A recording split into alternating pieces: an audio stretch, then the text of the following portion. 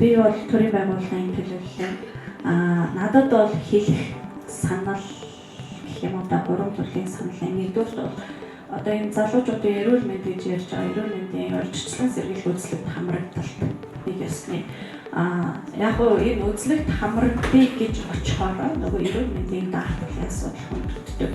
Залуучуудын эрүүл мэндийн даатгалтай холбоотой асуудлыг бол хуулинд ч юм уу одоо тэгээс 18 насыг хүртэл бол улсаас төлж байгаа эрүүл мэндийн даатгалын хүүхдэрээ 18-аас хойш бол оюутан болоод ирэхээрээ бас тодорхой хэмжээг нь хуучин бид нар оюутан байхдаа хөнгөлдөг гэсэн одоо ямар байгаа сайн мэдэхгүй байна. Тэгээд яг залуучуудад чиглэсэн эрүүл мэндийн даатгалын асуудлын одоо залуучууд нэг ёсны яг ажлын одоо гараад хөлөө олсон залуучууд байгаа, ажилдаа орж чадаагүй явж байгаа хүмүүс ч байгаа.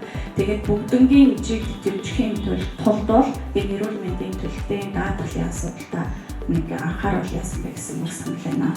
Хоёрдугаар бол боловсролын хамрагдaltaй холбоотой юм байна. Би манай аймгийн хувьд бол алслагдсан аймаг одоо хотоос 1700 км алсын зайд оршдог. Би өөрөө өчигдөр одоо энэ мобисийн салбар сургалт оюутнуудад нэг сургалт орж байхдаа анзаарсан. Мобис бол багаангийн багш, цэцэрлэгийн багш, цөбийн багш гэсэн хоёр мэргэжлэр оюутан бэлтгэжээ.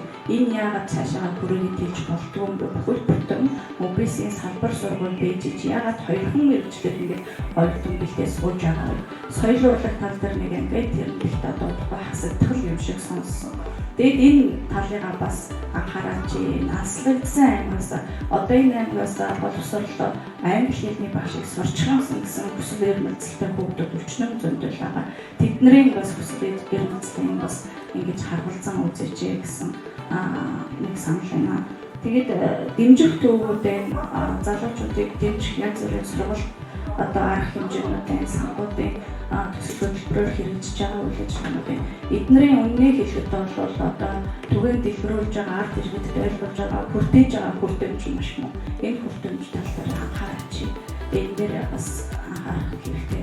Миний хувьд гэхэд бол одоо аймагтаа ямар бага хэмжээ зохион байгуулагдаж ямар төсөл хөтөлбөрийг гэж явагдаж яг хүүхдийн тал дээр юу болж тэр болгоныг одоо ингээд мэдээд байдгүй тийм болохоор хүртээмж одоо таарах байгаа гэж бодож байгаа юм дээр анхаарч ирсэн.